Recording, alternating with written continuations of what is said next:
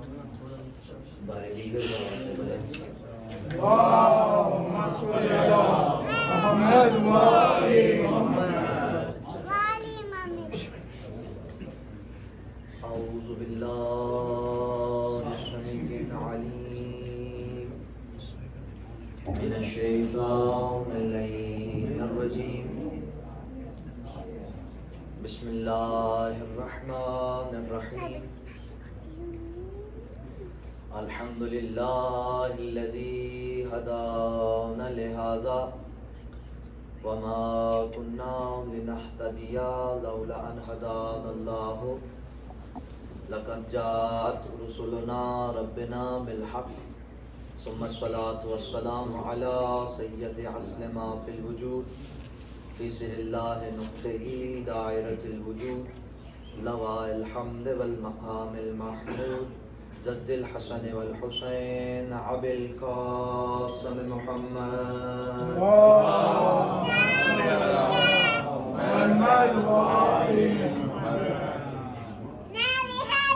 وعلى أولاده الطيبين الطاهرين المعصومين المطلوبين المظلومين ولعنة الله على أعدائهم أجمعين من يومنا هذا إلى قيام يوم الدين. أما بعد فقد قال الله في كتابه المجيد والفرقانه الحميد وقوله الحق وهو أصدق الصادقين. بسم الله الرحمن الرحيم. بالبينات والزبر وأنزلنا إليك الذكر لتبين للناس ما نزل إليهم ولعلهم يتفكرون. صلاة اللهم صل على محمد وآل محمد.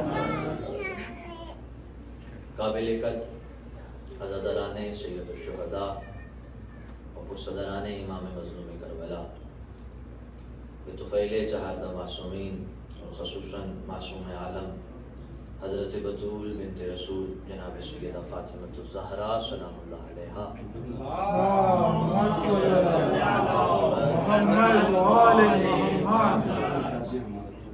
الزہرا رس کی جانب سے منعقدہ اس عشرہ محرم الحرام قرآن کے ہوتے ہوئے اختلاف کے تحت گفتگو کا شرف حاصل ہو رہا ہے کہ جس میں خالق کل کائنات ان اللہ علی کل شیء قدیر و منان و دیان اللہ و جبار و رحمان اپنے قرآن کی تعریف بیان کر رہا ہے، اور جہاں پہ وہ پروردگار تعریف بیان کر رہا ہے وہیں پہ اپنے قرآن کی افادیت کو بیان کر رہا ہے، اور ارشاد باری تعالیٰ ہو رہا ہے کہ میں نے اس قرآن کو دلیلوں کے ساتھ، قرائن کے ساتھ، ثبوتوں کے ساتھ بھیجا. میں نے اس قرآن کو ذکر بنا کر نازل کیا، میں نے اس قرآن کو تبیان بنا کر بھیجا، اور مقصد اس کا یہ ہے کہ تم اس قرآن کی تلاوت کرو اور تلاوت کے ساتھ ساتھ اس کے اوپر تفکر بھی کرو. جہاں پہ پروردگار ہمیں قرآن خوانی کی طرف متوجہ کر رہا ہے وہیں حکم قرآن فہمی کا دے رہا ہے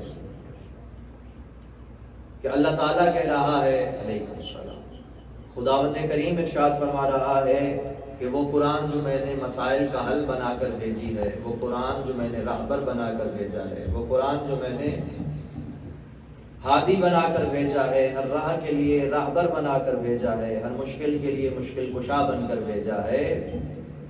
جب تک تم تفکر نہیں کرو گے، تم سے خالی پڑھتے رہو گے تو پڑھنے سے ثواب تو حاصل کر سکتے ہو، ثواب مل سکتا ہے تمہیں، ثواب تو لے لو گے، لیکن جو اصل رموز قرآن ہے وہ بغیر تفکر کے حاصل نہیں ہو سکتے.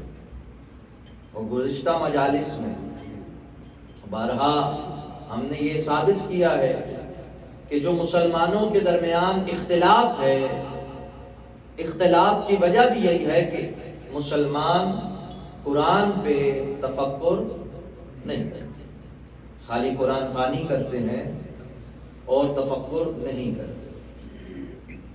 اول مجالس میں ہم نے یہ بیان کیا کہ قرآن میں اختلاف پایا جاتا ہے تفکر نہ کرنے کے سبب۔ پھر جب چند ایام چلے تو ہم نے یہ بیان کیا کہ جو قرآن لے کے آیا ہے، جس ذات پہ قرآن نازل ہوا ہے، اس میں بھی اختلاف پایا جاتا ہے۔ اور بعض جو کل کی گزشتہ مجلس میں حاضر نہیں تھے، بس خلاصتاً ان کو میں یہ بیان کرنا چاہتا ہوں کہ جو گزشتہ مجلس تھی اس میں ہم نے یہ بتایا کہ جو نبی، جو ذات جس پہ قرآن نازل ہوا، اس میں بھی اختلاف پایا جاتا ہے تفکر نہ کرنے کی وجہ سے۔ اور اس محمد مصطفیٰ کو امی کہتے ہیں، اس محمد مصطفیٰ کو جو قرآن لے کے آئے، جن کے سینے پہ قرآن نازل ہوا، ان کو ان پڑھ کہتے ہیں۔ پھر ہم نے مختلف دلائل اور ثبوتوں سے حضرت محمد مصطفیٰ کے علم پہ روشنی ڈالی۔ صلوات پڑھ دیجئے سارے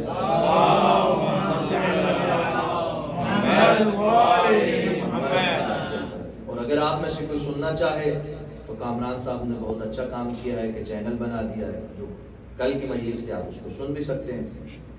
تو عزیزوں، کل ہم نے یہ بیان کیا تھا کہ اللہ کے بعد اس کائنات میں کوئی عالم ترین ہستی ہے تو اس کا نام محمد مصطفیٰ ہے۔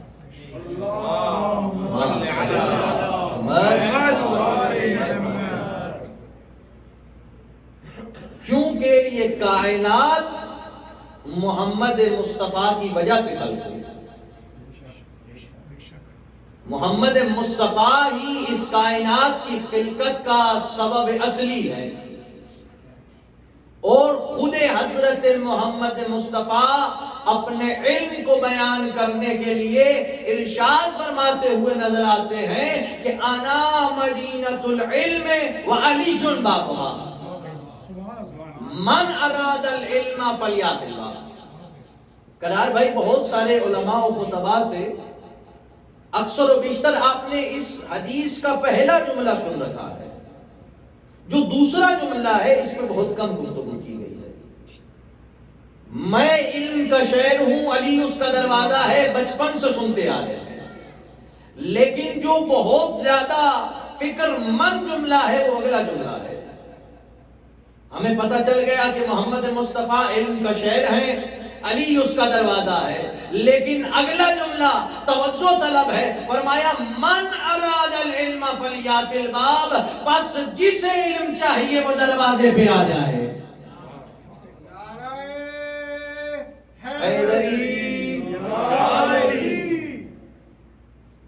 کیا فرمایا کہ جسے، اب جہاں آپ نے میری گفتگو پہ توجہ رکھنی ہے وہیں اشاروں پہ بھی توجہ کیجیے گا۔ اس آیت کو اور کھولنا چاہتا ہوں، اس حدیث کو۔ نبی فرما رہے ہیں میں علم کا شہر ہوں، علی اس کا دروازہ ہے۔ من اراد العلم، اس من کی قید کتنی بلند ہے۔ نبی کیا کہنا چاہ رہے ہیں؟ من اراد العلم، نبی تمام لوگوں کو پابند کرنا چاہتے ہیں جو اپنے آپ میں علامہ دہر بنے ہوئے تھے۔ نبی نے بتایا قد بڑا کرنے سے کوئی عالم نہیں ہو جاتا، اگر علم چاہیے تو کوئی جتنا بڑا ہے علی کے دروازے پہ آنے پڑے گا۔ من اراد العلم، بس جسے علم چاہیے وہ دروازے پہ آ جائے۔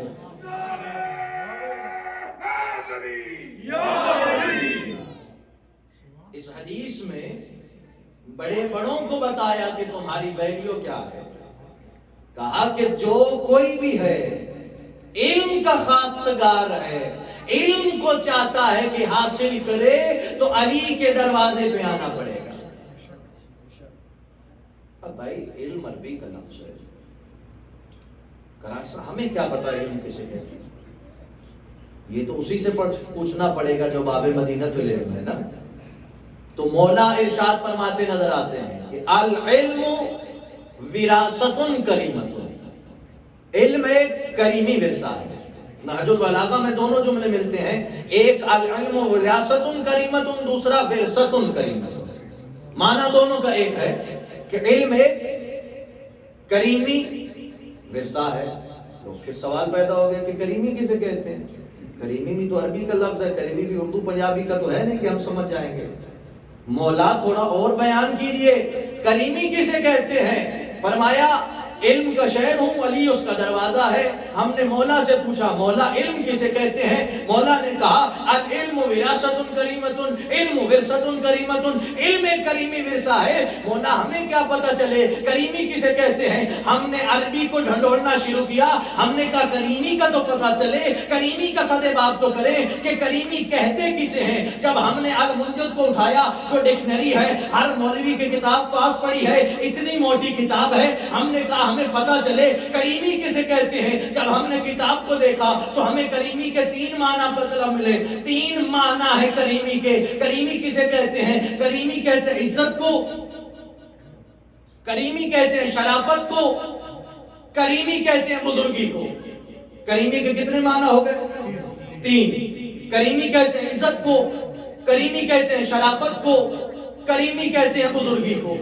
اگر ممبر سے میں کہوں تو نہ ماننا، کہنے والی وہ ہستی ہے جو وحی خدا کی بنا کبھی کلام نہیں کرتی۔ نبی کہہ رہے ہیں میں علم کا شہر ہوں، علی اس کا دروازہ ہے، جسے علم چاہیے وہ دروازے پہ آئے۔ علم یعنی کریمی، کریمی یعنی عزت، یعنی نبی کہہ رہے ہیں جس کو عزت چاہیے علی کے دروازے پہ آئے، سر کو جھکائے، عزت کو حاصل کر لے۔ جس کو بزرگی چاہیے علی کے دروازے پہ آئے، سر کو جھکائے، بزرگی حاصل کر لے۔ جسے شرافت چاہیے وہ بھی علی کے در پہ آئے، سر کو جھکائے، شرافت کو حاصل کر لے۔ اب مسلمانوں کا دوسرا خلیفہ بول اٹھا لا یتم الشرافۃ الا بولایت علی ابن ابی طالب، میری شرافت اس وقت تک مکمل نہیں جب تک ولایت علی میرے پاس نہ ہو۔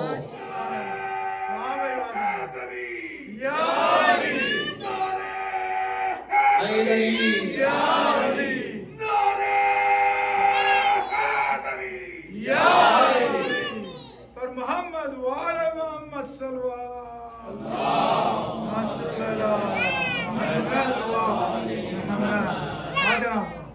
عمران بھائی گلے میں درد مجھے ہے اور آہستہ آپ بول رہے ہیں، دیکھ دوائی دی ہے نا آپ نے مجھے، اور دوسرے نمبر پہ ذیشان صاحب کا گلا خراب ہے، لیکن آواز ہم دونوں کی آ رہی ہے۔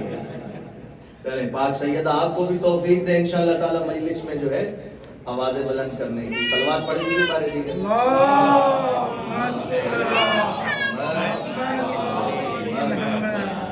آج حرین ہم سب سے زیادہ بول رہی ہے جب آپ دیکھیں گے۔ عزیزوں اب دیکھیے ہمارا ایک پنجابی کلچر ہے، آپ پشاور میں رہتے ہیں، آپ کا ایک کلچر ہے۔ میری عادت ہے کہ میں زیادہ تر مثال کے ذریعے بات کو بیان کرتا ہوں تاکہ سب کو زیادہ سمجھ آ جائے۔ تو ہم سب لوگ اپنے اپنے کلچر والے لوگ ہیں۔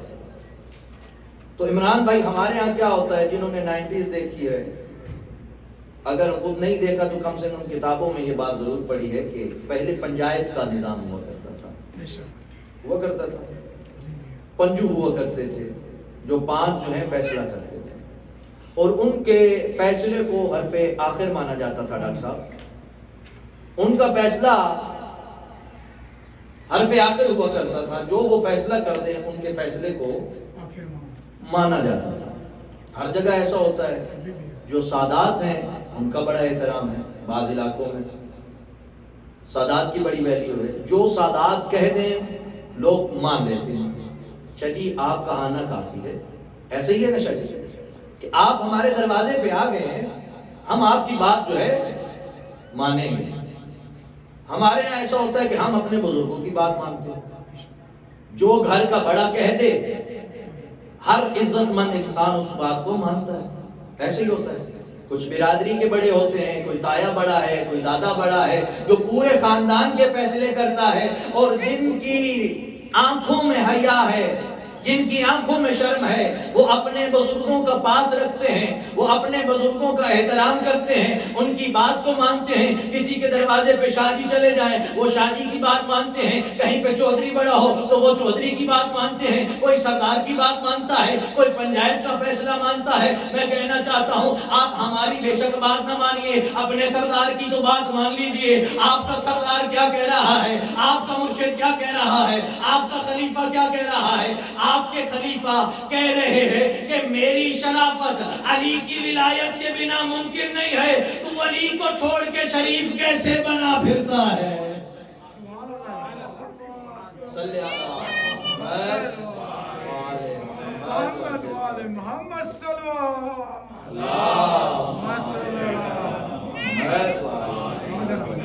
ہماری نہ بات مانیے، آپ نے ہماری مانی کون سی ہے، اپنوں کی مان لیجئے۔ وہ بھی تو کہہ رہے ہیں کہ میری شرافت علی کی ولایت کے بنا ممکن نہیں ہے۔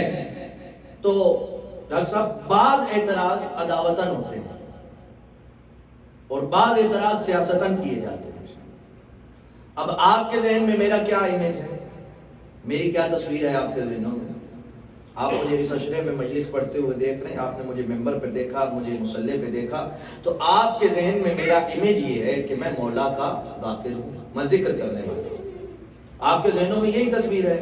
بعض حضرات ایسے ہیں جو مجھے سال گزشتہ سے بھی جانتے ہیں، انہوں نے مجھے پہلے بھی ممبر پہ دیکھا اور مجالس سنتے، یعنی سب کے ذہن میں میرا امیج یہ ہے، میری تصویر یہ ہے کہ یہ شخص، یہ بندہ مولا کا ذاکر ہے، مولا کا ذکر کرنے والا ہے۔ تو آپ ایک منظر تو یہ دیکھیں کہ میں ممبر سے مولا حسین کا ذکر کر رہا ہوں، فضائل بیان کر رہا ہوں، لیکن آپ ایک منظر یہ دیکھیں کہ میں جیکسن ویل فلوریڈا کی کسی ایسے ہوٹل میں کھانا کھاتا ہوا نظر آؤں جہاں پہ شریعت میں کھانا کھانا منع ہے، جہاں پہ شریعت میں کھانا کھانا حرام ہے۔ تو سارے انصاف سے بتائیے کہ آپ کسی کو روکیں یا نہ روکیں، کسی کو ٹوکیں یا نہ ٹوکیں، آپ میرے پاس ضرور آئیں گے، آ کے کہیں گے واہ مولانا صاحب، پورے سٹی میں، پورے شہر میں ایک یہی ہوٹل ملا تھا کھانا کھانے کے لیے، اور کوئی ہوٹل نہیں ملا تھا کھانا کھانے کے لیے۔ تو میں کیا کروں گا؟ سب سے پہلا میرا کام یہ ہوگا کہ کوئی فتویٰ لاؤں، کوئی میں فرمان لاؤں، کوئی حدیث لاؤں، کہ کوئی راہ نکالوں کہ میں بچ سکوں۔ بھائی میں تو کیا ہو گیا،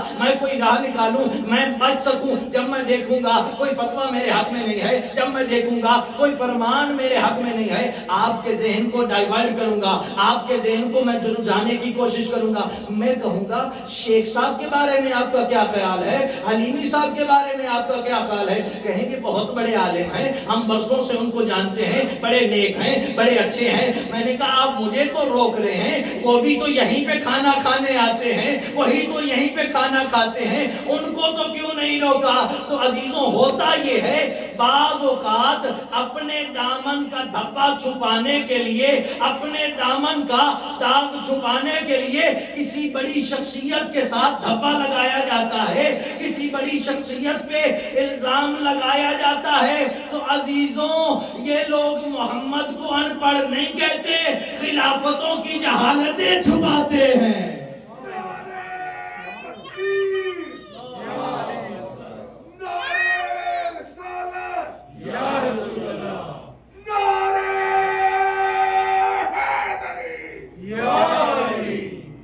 محمد وآل محمد صلی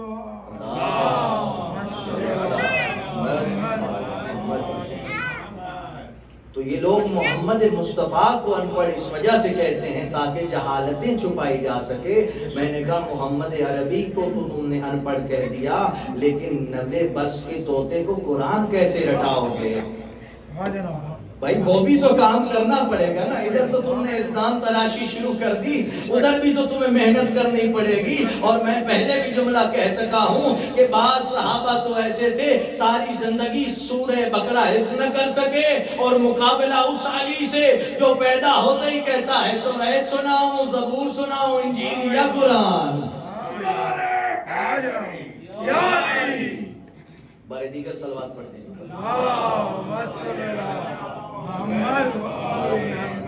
دوبارہ صلوات کا سہارا دیں۔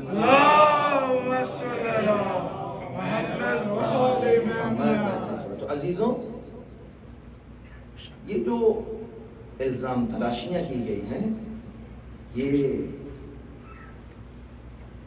کچھ لوگوں کی یہ حالتیں چھپانے کے لیے کی تھی، وگرنہ ان کو معلوم تھا ان کے بارے میں تو اللہ قرآن میں کہہ رہا ہے کہ یہ بے مثل ہیں، یہ پاک و پاکیزہ ہیں، ان کے قریب نجاست نہیں جاتی، اس طرح قرآن بے عیب ہے ایسے یہ بھی بے عیب ہے۔ تو انہوں نے عیب تلاشنے شروع کر دیے، کبھی کہا قرآن میں اختلاف، کبھی کہا نبی میں اختلاف، کبھی علم نبی پہ اختلاف، اور کبھی معراج نبی پہ اختلاف۔ یہ معراج پیغمبر کا موضوع بہت امپورٹنٹ ہے، اتنا زیادہ موضوع کہ جو اس کے اوپر اختلاف کرتے ہیں اتنا زیادہ اہم ہے کہ تمہارے اور میرے چھٹے امام ارشاد فرما رہے ہیں کہ جو شخص 3 چیزوں کا منکر ہے وہ ہمارا شیعہ بھی نہیں ہے۔ کیا فرمایا؟ جو 3 چیزوں کا انکار کر دے وہ ہمارا شیعہ۔ پوچھنے والے نے پوچھا مولا وہ 3 چیزیں کون سی ہیں جن کا منکر شیعہ نہیں ہے؟ فرمایا پہلی چیز ہے معراج محمد مصطفیٰ، جو شخص معراج نبی کا منکر ہے وہ ہمارا شیعہ نہیں ہو سکتا، لیس من شیعتنا، وہ ہمارا شیعہ نہیں ہے جو معراج پیغمبر کا منکر ہو۔ پوچھنے والے نے پوچھا مولا دوسری چیز کون سی ہے جو اس کو انکار کر دے وہ بھی آپ کا شیعہ نہیں ہے؟ کہا جو قبر کا منکر ہے وہ بھی ہمارا شیعہ نہیں ہے۔ پوچھنے والے نے پوچھا مولا تیسری شے کون سی ہے؟ کہا جو شفاعت کا منکر ہے وہ بھی ہمارا شیعہ نہیں ہے۔ پوچھنے والا آگے بڑھا، کہا مولا وجہ کیا ہے کہ معراج کا منکر شیعہ نہیں، قبر کا منکر شیعہ نہیں، شفاعت کا منکر شیعہ نہیں؟ مولا ریزن کیا ہے؟ مولا نے کہا 3 چیزیں ہیں، 3 سبب ہے، 1 چیزیں ہیں، 3 سبب ہے، 1۔ اس نے کہا مولا وجہ کیا ہے؟ کہا معراج پہ ہے آواز علی، آواز علی کا منکر شیعہ نہیں ہے۔ مولا نے کہا قبر میں ہے آمد علی، قبر کا منکر شیعہ نہیں ہے۔ شفاعت میں ہے اختیار علی، ہر جا علی ملیں گے، نہ دامن بچائیے، بچنا علی سے ہے تو جہنم میں جائیے۔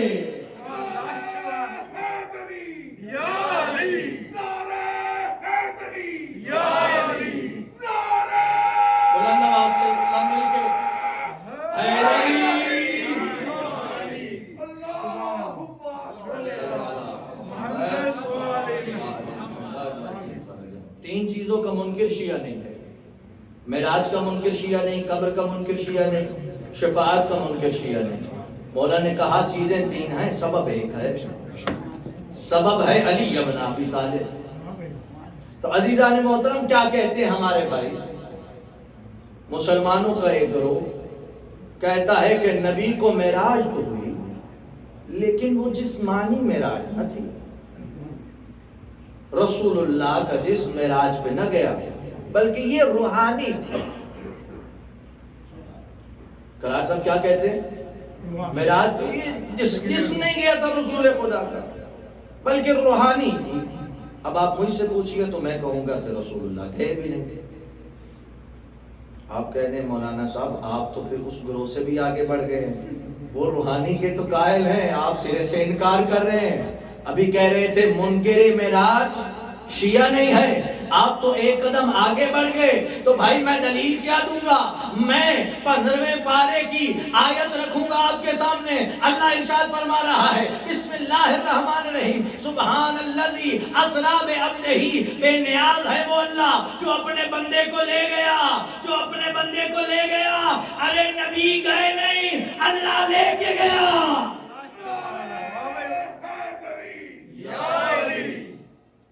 مزہ نہیں آیا؟ بے نیاز ہے وہ اللہ جو اپنے بندے کو لے گیا، محمد گئے نہیں، اللہ لے کے گیا۔ تو اب عزیزوں اگر تو خداوند کریم مختار ہے تو اللہ محمد مصطفیٰ کے جسم کو لے کے جائے گا، نعوذ باللہ ثم نعوذ باللہ۔ اگر محمد کا پروردگار مجبور ہے تو محمد کی روح کو لے جائے گا۔ نعرہ رسالت یا رسول اللہ،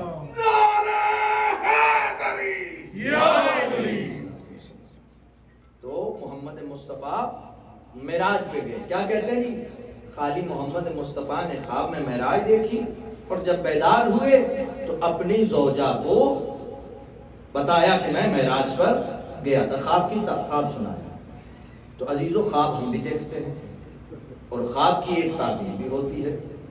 اور میرے پاس ایک حدیث ہے جس میں رسول خدا فرما رہے ہیں کہ آخری زمانے میں مومنوں کے جو خواب ہوں گے وہ سچے ہوں گے.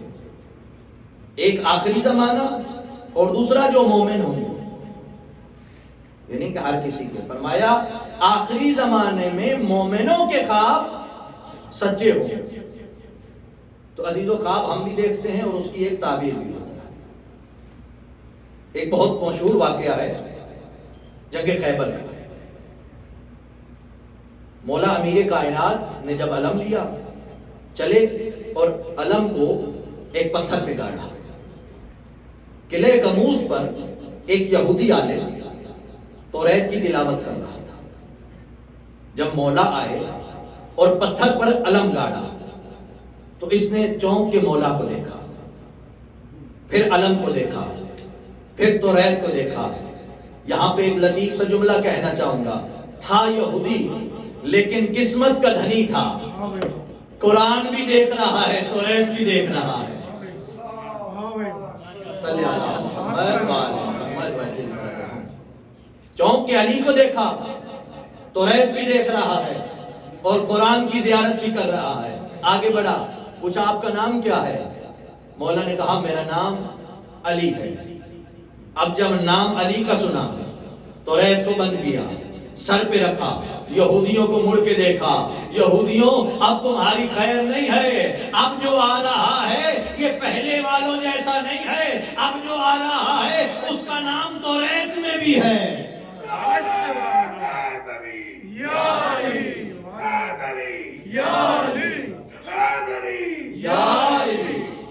محمد والے محمد صلی اللہ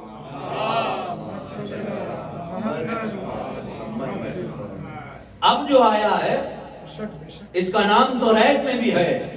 یہودیوں اب تمہاری خیر نہیں ہے. مرحب آگے آیا مولا کے مقابلے میں. تو مولا کے سامنے فخر کے لہجے میں کہہ رہا ہے کہ میری ماں نے میرا نام مرحب رکھا ہے. اب مولا آگے بڑھے اور مولا نے کہا میری ماں نے میرا نام حیدر رکھا ہے. اب آپ کے ساتھ نعروں والے ہونے چاہیے جو جواب دیں، وگرنہ مجھے ہی آپ کو رسپانس کرنا پڑے گا. تو عزیزوں مرحب نے کہا میری ماں نے میرا نام مرحب رکھا ہے. مرحب نے کہا تو مولا نے کہا میری ماں نے میرا نام حیدر رکھا ہے. میں کہوں گا مولا تھوڑا سا وقفہ ہے. عالم جو یہودی تھا اس کو اپنا نام علی بتایا، مرحب کو اپنا نام حیدر بتایا. مولا دونوں کو یا علی بتاتے یا دونوں کو حیدر بتاتے. آخر فلسفہ کیا ہے؟ مولا کہیں گے میں اپنا نام نہیں بتا رہا بلکہ مرحب کی ماں نے ایک خواب دیکھا تھا، اس خواب کی تعبیر دکھا رہا ہوں.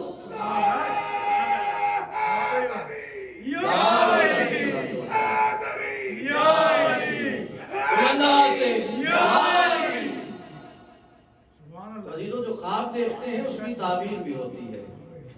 تو مان لیا کہ نبی نے خواب دیکھا تو خواب کی تعبیر بھی تو ہوتی ہے.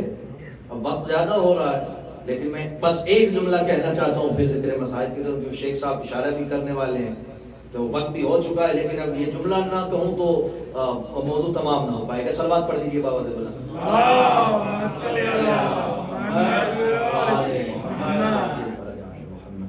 عزیزوں جو خواب دیکھتے ہیں اس کی تعبیر بھی ہوتی ہے. مرحب کی ماں نے خواب دیکھا، علی حیدر کرار نے نام بتا کے اس کی تعبیر دکھائی. کیا خواب دیکھا تھا وہ آپ کے ذہن میں ہے. ماں نے خواب دیکھا سب سے جنگ کرنا، لیکن جب حیدر مقابلے میں آئے تو سارے واقعات آپ کے سامنے نہیں رکھ سکتے کیونکہ وہ واقعات آپ سے آلریڈی آپ کے ذہنوں میں ہوتے ہیں. عزیزان محترم ایک اور نبی نے بھی خواب دیکھا. کیا خواب دیکھا؟ کہ میں اپنے بیٹے کو ذبح کروں. جناب ابراہیم نے خواب دیکھا جناب اسماعیل کے لیے کہ میں جناب اسماعیل کو ذبح کر رہا ہوں. صبح اٹھے اور اپنا خواب سنایا کہ اسماعیل لال میں نے رات کو خواب میں دیکھا ہے کہ میں آپ کے گلے پہ چھری چلا رہا ہوں۔ اسماعیل نے کہا بابا یہ حکم خدا ہے۔ دوسری شب پھر خواب دیکھا، پھر بتایا بیٹا میں تمہاری گردن پہ چھری چلا رہا ہوں۔ کہا بابا یہ حکم خدا ہے، آپ تعمیل کیجیے۔ جب تیسری شب دیکھا تو خواب سنایا تو جناب اسماعیل نے کہا بابا آپ تعمیل کیجیے، یہ حکم خدا ہے۔ اب جناب ابراہیم نے کیا کیا؟ چھری دی، رسی دی اور بیٹے کو لے کے چلے۔ مجھے بس یہ بتائیے کہ جناب ابراہیم سوتے چلے یا جاگتے چلے؟ بتائیے، سوتے ہوئے چلے یا جاگتے چلے؟ جناب ابراہیم سو رہے تھے کہ جاگ رہے تھے؟ سب کہیں گے جاگ رہے تھے، تب چل رہے تھے۔ میں کہوں گا چھوٹا نبی خواب دیکھے جو وہ دکھائے بھی صحیح، چھوٹا نبی جو خواب دیکھے وہ دکھائے بھی صحیح، جو بڑا نبی خواب دیکھے خالی بیوی کو سناتا رہ جائے۔ توجہ نہیں کی یار، خواب کی ایک تعبیر ہوتی ہے۔ میں نے کہا چلو خواب ہی دیکھا جناب محمد مصطفیٰ نے، ایک اور نبی نے بھی خواب دیکھا، جو خواب دیکھا اس کو دکھایا بھی صحیح، اس کی تعبیر بھی دکھائی۔ تو جو چھوٹا نبی خواب دیکھے وہ دکھائے بھی صحیح، اور جو بڑا نبی خواب دیکھے خالی بیوی کو سناتا رہے۔ کیا آمقانہ باتیں ہیں عزیزان محترم۔ اب سب لوگ یہاں پہ متفق ہیں کیونکہ بات معدے کی ہے، مولویوں کو گوشت سے ویسے بھی محبت ہے، یہاں پہ تب اختلاف کیسے کر سکتے ہیں؟ سب لوگ کہتے ہیں کہ دمبا آ گیا۔ کبھی سنا ہے کہ کسی نے اختلاف کیا ہو؟ آج تک وہ تھوڑا بہت کہ کسی نے کہا نہیں دمبا نہیں آیا تھا، نہیں کوئی ایسی آواز سنی آپ نے؟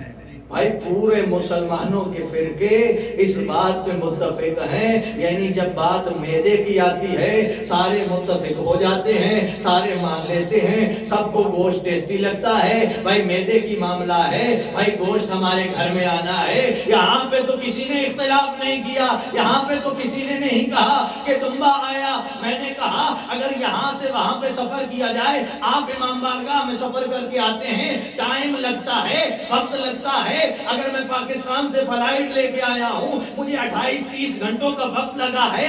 ارے مجھے بتائیے تو صحیح، جب یہ دمبا آیا اچانک کیسے آ گیا؟ کتنا وقت لگا؟ کتنی صدیاں لگی؟ کتنے مہینے لگے؟ اچھا بتاؤ جب آ گیا تو کہاں سے آیا؟ کس کا باغ جل کے آیا؟ کس کی فصلیں تباہ کر کے آیا؟ ایک دم دھڑم سے کیسے آ گیا؟ سارے کہتے ہیں ادھر سے چھری چلی، ادھر سے دمبا آ گیا، ادھر سے چھری چلی، ادھر سے دمبا آ گیا، ادھر سے چھری چلی، ادھر سے دمبا آ گیا۔ بھائی میں بھی مانتا ہوں کہ دمبا آ گیا، دمبا آ گیا، لیکن جب میں کہتا ہوں کہ میرے مولا کے لیے آسمان سے ذوالفقار آئی، مولوی کو تکلیف ہوتی ہے، اوپر کوئی تلواروں کی دکان تھی، تلواروں کی دکان تھی، تلوار کہاں سے آ گئی؟ میں نے کہا آنکھوں کا علاج کرواؤ، اوپر آسمان پہ جہاں بکرا منڈی ہے وہیں بغل والی دکان پہ تلواروں والی دکان ہے۔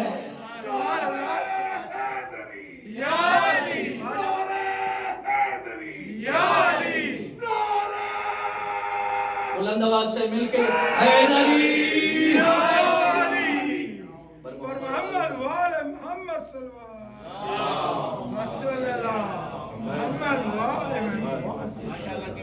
سبحان اللہ۔ انشاءاللہ اگلے روزوں میں یہیں سے شروع کیا جائے گا، اور جس طرح موضوع کھلتا جائے گا چند باتیں آپ کے سامنے گوشت گزار کرنے کی کوشش کروں گا۔ تو عزیزوں، آج مجھے اس بی بی کو پرسہ دینا ہے جس نے پوری کربلا کو پالا ہے، پوری کربلا کو تیار کر کے مولا حسین کی راہ میں لائی۔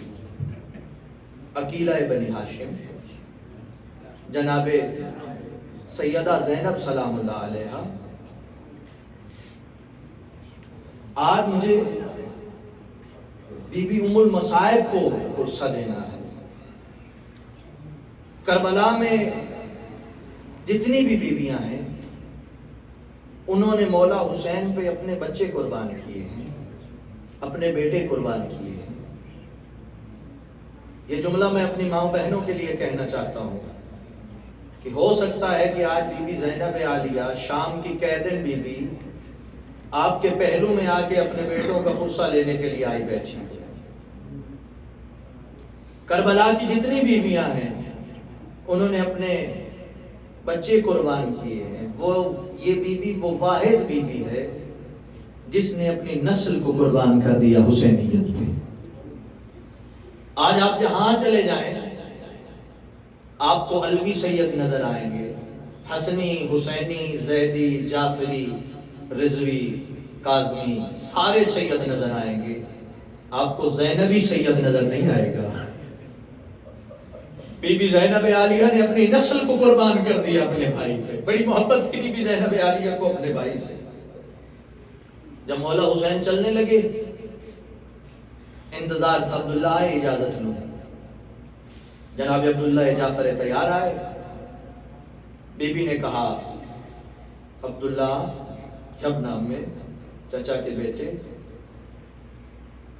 جب میں آپ کے ساتھ عقد ہو رہا تھا تو میں نے عقد میں ایک شرط رکھی تھی کہ میں ہمیشہ اپنے بھائی کو ہر روز ملنے جاؤں گی، اور میں نے کہا تھا کہ جب مجھے بھائی کے ساتھ جانا پڑے تو آپ مجھے منع نہیں کریں گے۔ تو عبداللہ جعفر تیار نے کہا ہاں بی بی مجھے یاد ہے۔ کہا تو عبداللہ آج وہی دن آ گیا ہے، مجھے اجازت دیجیے میں اپنے بھیا کے ساتھ جانا چاہتی ہوں۔ جناب عبداللہ نے منع نہیں کیا، لیکن تاریخ میں ملتا ہے کہ ایک جملہ جناب عبداللہ جعفر تیار نے کہا، جناب عبداللہ نے کہا بی بی زینب میں علیل ہوں اور مجھے خدمت کی ضرورت ہے۔ عقیدہ بنی ہاشم کی سمجھ گئی؟ بی بی نے کہا عبداللہ تو پھر یاد رکھو میں حسین کے بغیر زندہ نہیں رہ سکوں گی۔ عبداللہ میں تمہاری خدمت بھی نہیں کر سکوں گی، میں زندہ نہیں رہ سکوں گی۔ شرم کر کے نہ روئیے گا اپنے آنسوؤں کو، آج شرم نہ کیجئے گا، آج ہم نے ام المصائب بی بی کو پرسہ دینا ہے، آج اونو محمد کا پرسہ بی بی کو دینا ہے۔ تھوڑا سا مجھے وقت دیجئے، میرے ساتھ چلیے۔ اجازت ملی جناب عبداللہ سے بی بی زینب کو۔ جب بی بی گھر سے باہر آئی تو عبداللہ پیچھے سے آئے اور کہا بی بی جب جنگ کا سماں ہو جائے تو یہ اونو محمد کو ساتھ لیے جاؤ، علی اکبر سے پہلے اونو محمد کو مولا حسین پہ قربان کر دینا۔ بی بی زینب عالیہ نے کہا عبداللہ میں بھی یہی چاہتی تھی۔ اجازت ملی جناب زینب کو۔ عصر عاشور، شب عاشور، بی بی زینب عالیہ نے دونوں بیٹوں کو بٹھایا اپنے پاس، اون اور محمد کو۔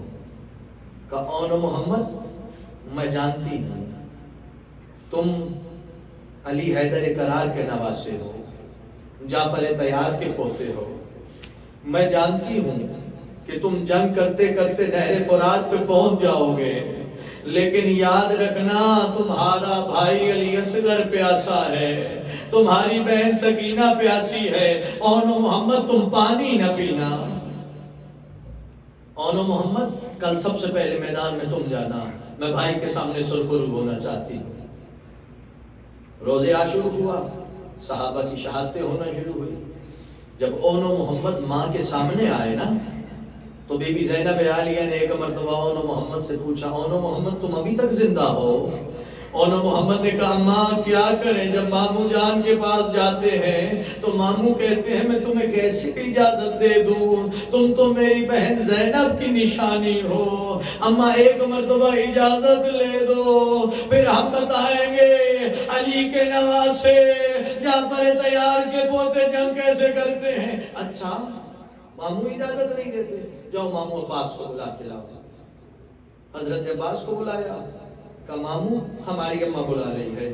مولا عباس خیمے میں داخل نہیں ہوئے، باہر سے سلام کیا، کہا آقا دادی غلام کا سلام ہو۔ کہا عباس ذرا بھائی کے پاس جاؤ نا، جا کے کہو آپ کی بہن زینب کہہ رہی ہے مولا آپ کو بہن زینب کے حق کا واسطہ اونو محمد کو اجازت دیجئے۔ جناب عباس مولا حسین کے پاس آئے، کہا مولا بی بی زینب اپنے حق کا واسطہ دے کے کہہ رہی ہے اونو محمد کو اجازت دیجئے۔ مولا نشست سے اٹھے اور بی بی زینب عالیہ کے پاس آئے، بی بی کے پاس پاس آ کے کہا بی بی بہن زینب شاہد عبداللہ کی اجازت نہ ہو، میں نے اس وجہ سے اجازت نہ دی۔ کہنے لگی بی بی عبداللہ نے مجھے کہا تھا جب جنگ کا سما ہو جائے علی اکبر سے پہلے مولا حسین پہ اون محمد کو قربان کر دینا۔ عزیزانو اجازت ملی اون محمد کو۔ ایک شہزادے کو مولا حسین نے سوار کروایا، آخری منزل کوشش کیجئے گا اس جملے پہ گریا آ جائے۔ ایک شہزادے کو جناب عباس نے سوار کروایا، جناب اون محمد سوار ہو گئے، جناب نے اون نے محمد سے کلام کیا، محمد نے اون سے کلام کیا اور کہا اون محمد میں میسرہ سے حملہ کروں گا، تم میمنہ سے حملہ کرنا، ہماری ملاقات قلب لشکر میں ہوگی، قلب لشکر میں ہمارے بابا کا دشمن عمر سعد ہے، ہم دونوں حملہ کریں گے اور عمر سعد کو قتل کر دیں گے، ہم ماموں کے دشمن کو مار دیں گے۔ اب اون و محمد نے حملہ شروع کیا، دونوں شہزادوں نے ایسے جنگ کی، ایسے قاتلوں کو، ایسے لعینوں کو قتل کیا جیسے گاجر اور مولی کو کاٹا جاتا ہے۔ اون اور محمد حملہ کرتے گئے۔ اب قلب لشکر میں جب عمر سعد کی طرف بڑھنے لگے، عمر سعد نے کہا یہ علی کے نواز سے ہے، جعفر تیار کے پوتے ہیں، یہ بہت قریب آ گئے ہیں، اب پورا لشکر اون و محمد پہ چڑھائی کرو، اون و محمد کو پورا حملہ کرو۔ عزیزو اب اون و محمد کے سامنے لاکھوں کا لشکر، عزادارو اب ایک اون کے سر پہ گرز لگا، ایک کے سر پہ تلوار لگی، عزادارو دونوں شہزادے زین سے زمین پہ آئے، ایک کی روح پرواز کر گئی، ایک کی روح کے چند سانسیں باقی تھی کہ آخری سلام کیا، کہا مامو جان میرا آخری سلام۔ مولا حسین جلدی سے اون کے پاس آئے، جلدی سے پہنچے، اون کے آخری جملے تھے مامو جب ہماری ماں کے پاس جانا تو ہمارا سلام دینا۔ کہنا بیٹے سلام دے رہے تھے، مامو بتانا کہ ہم نہر فرات پہ پہنچے تھے لیکن اماں علی اصغر پیاسا تھا ہم نے پانی نہیں پیا، اماں علی اصغر پیاسا تھا ہم نے پانی نہیں پیا۔ جب 11 محرم کو سیدانیہ کوفہ جانے لگی، ایک مرتبہ اٹھنی پہ بی بی بیٹھی، بی بی نے کسی کے پاس نہیں گئی، مولا حسین کے علاوہ بی بی کسی کو ملنے نہیں گئی۔ جب اٹھنی سے اٹھی، ایک مرتبہ 2 لاشوں پہ نظر پڑی اور بی بی نے کہا خدا حافظ اون و محمد، اللہ الوداع اون و محمد، ان للہ و انا الیہ راجعون، الا لعنۃ اللہ علی القوم الظالمین وسیعلم الذین من کذب